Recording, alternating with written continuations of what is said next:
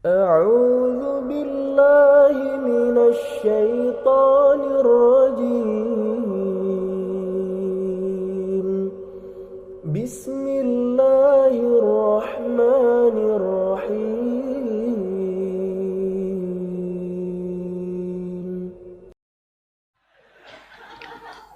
Saya punya waktu 5 menit, saya jawab ini dulu. Mohon maaf ini yang pertama tadi. Insyaallah diketik juga. Semoga Allah muliakan antum. Waalaikumsalam warahmatullahi wabarakatuh. Ustadz, afwan saya bertanya di luar tema. Saya telah lulus S1, saat ini saya sedang kuliah lagi S2. Saat ini saya belum bekerja selama 2 tahun, Ustadz, dan saya ingin sekali bekerja. Saya ada rasa malas dan suka tidak sinkron dalam aktivitas saya tidak sesuai rencana.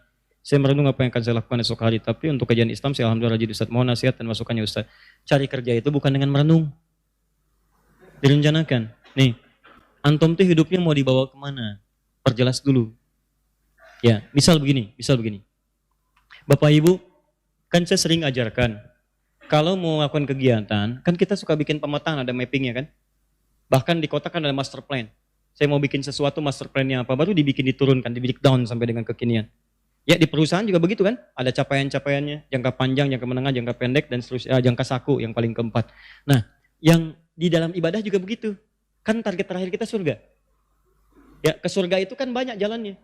Banyak pintunya. Ya, apa di antara pintunya? Ada pintu puasa. Jamin antum ikhtiar dapat rezeki kok. Dapat rezeki, dapat. Buktinya antum masih hidup. Masih nyaman, aktivitas masih dijalani. Mustahil kalau antum belum tibanya akhir nyawanya, mustahil rezeki itu nggak diberikan, mustahil. Pasti diberikan. Sampai begitu diberikan itu, selesai hidup antum selesai, ya selesai rezekinya. Jadi rezeki itu bersanding dengan kematian. Rezeki selesai, antum wafat. Ya, makanya rezeki itu sama dengan kematian, sifatnya gaib. Sebab kalau disampaikan informasinya, antum nggak akan tenang menjalani hidup. Antum nih rezeki 1 miliar selama hidup misalnya.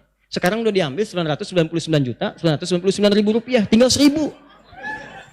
Ya, apa antum mau keluar dari masjid ini setelah taklim? Nggak akan mau. Yuk minum jus alpukat, nggak mau. Kenapa? Tinggal 1.000. Sini aja astagfirullah, ampuni saya Allah, ampuni. Ya. Pak, apa haus? Enggak. Minum dulu, enggak. Kenapa? Tinggal 1.000. Astagfirullah. Kecapean, pingsan, bangun kan begitu bangun kasih minum 3 sedot meninggal. Ya. Jadi rezeki itu jangan khawatir. Yang pertama, antum harus punya capaian. Ke surganya mau nunggangin amalan apa? Salat, tahajud, jangan tinggal. Saya pengen lewat pintu tahajud dah. Jadi begitu dihisap pintu tahajud manggil-manggil. Aina ahli tahajud? Mana ahli tahajud? Cepat sini. Disebut nama antum tuh. Fulan, Kevin, Edward, Stephen. Ayo ahli tahajud. Tahajud. Ada yang ahli puasa. Sep, Doni, ayo. Ya, ayo dipanggil. Burangan. Ada yang ahli sedekah misalnya. Ayo fulana, Aisyah, Fatimah, ayo Khadijah, ayo. Itu jihad. Ini semua. Saya cuma pengen nanya, antum itu saat dihisap mau dipanggil lewat pintu yang mana? Mesti khawatir, jangan-jangan sampai sana nggak ada yang manggil pintunya. Aduh, yang ada neraka. Ayo kadieu. Itu hati-hati antum. Aduh, mesti hati-hatilah. Ya, hati-hati. Kalau udah ke surga mah enak, semua kebiasaan ada. Ya, di surga mah Quran surah kedua ayat 25. Ya, وَبَشِّرِ الَّذِينَ آمَنُوا وَعَمِلُوا الصَّالِحَاتِ أَنَّ لَهُمْ جَنَّاتٍ تَجْرِي مِنْ تَحْتِهَا الْأَنْهَارُ كُلَّمَا رُزِقُوا مِنْهَا مِنْ ثَمَرَاتِ رِزْقًا قَالُوا هَذَا الَّذِي رُزِقْنَا مِنْ قَبْلُ وَأُتُوا بِهِ مُتَشَابِهًا. Setiap pengen sesuatu langsung ada, Pak, dan enggak usah nyari lagi. Langsung ada dan diberikan seperti yang semisalnya. Mau ke sini ada yang jualan cendol depan enggak sempat gitu kan? Ya, begitu sudah mau ancang-ancang keluar dari sini udah kehabisan. Tengah jalan mikirin cendol meninggal.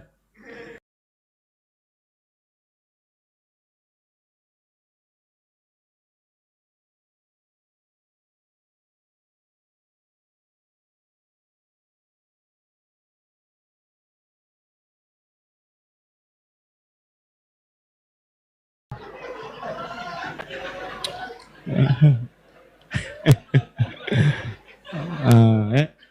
Jadi pertama, ini berlindung dari kemalasan, gak usah malas. Kuliah yang betul, selesaikan. S2 selesaikan. Ya, ada di situ sertai dengan ikhtiar. Pertama, tunggangi amalan ibadah antum dulu. Antum mau yang mana? Jadi maksud saya begini, kalau capaian antum pengen lewat bab tahajud, kerjakan tahajud. Pengen puasa, puasa. Ini antum orientasi kerja nyari apa? Kalau cuma nyari dunia nggak ada bedanya antum dengan yang belum beriman. Coba rubah dulu niatnya. Saya sering katakan ini, kalau antum pengen cepat diberikan rizki, rizki itu dalam Quran bersanding dengan ridha Allah. Di kalau antum dapat ridha Allah, rizki itu nggak dicari, datang sendiri. Ada 8 jenis rizki yang ketika antum kuasai 8 ini, kadang-kadang aduh belum berangkat dan nungguin. Ada yang baru kepikiran udah datang. Ada, dan itu nikmat sekali.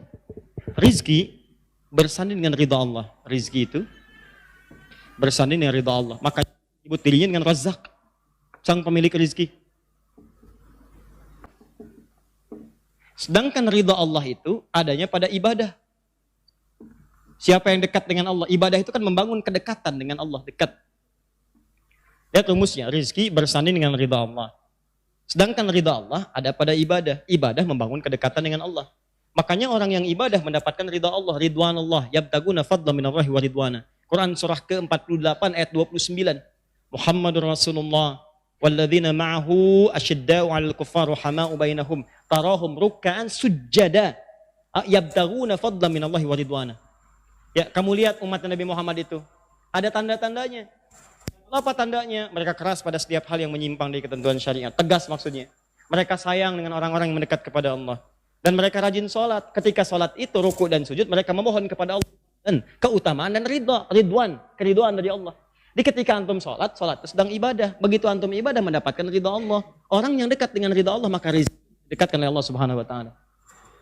Ya, dari mana taunya Ustadz? Buka Quran surah kedua, ayat 172. Quran surah kedua, ayat 172. Ini rumusnya begini, rizki bersanding dengan keridhaan Allah. Ridha itu ada pada ibadah. Ibadah mendekatkan diri kepada Allah. Ibadah ini bagian dari amal soleh. Setiap orang ibadah menunjukkan dia sedang beramal soleh. Sedangkan amal soleh bersanding dengan kalimat iman. Makanya ketika Allah menyebutkan kalimat iman, amal soleh. Wal 'asr innal insana lafi khusr illal ladzina amanu wa amilus sholihat. Ada orang yang ketika bekerja, imannya dulu disebutkan. Al-Baqarah ayat ke-172. Ya ayyuhalladzina amanu, imannya dulu. Kulu min thayyibati ma razaqnahum. Silahkan kamu tinggal makan. Ikhtiar sedikit, cari makanan. Ikhtiar sedikit. Nanti kami yang siapkan. Ma razaqnakum, kami yang siapkan untuk rizki, bukan kamu yang capek mencarinya. Beda dengan Quran surah kedua ayat 168, paling kanan sebelah bawah. Quran surah 2 ayat 168 itu tipikal orang pencari aja, manusia umum. Yang kadang-kadang melupakan ibadah. Ya ayyuhan nasu kulu mimma fil ardi halalan thayyiban. Hai manusia, kalau pengen makan silakan kerja. Jadi kalau cuma kerja aja silakan kerja, dapat makanan. Cuma antum lelah, kerja, lelah silakan kerja, dapat antum kaya silakan.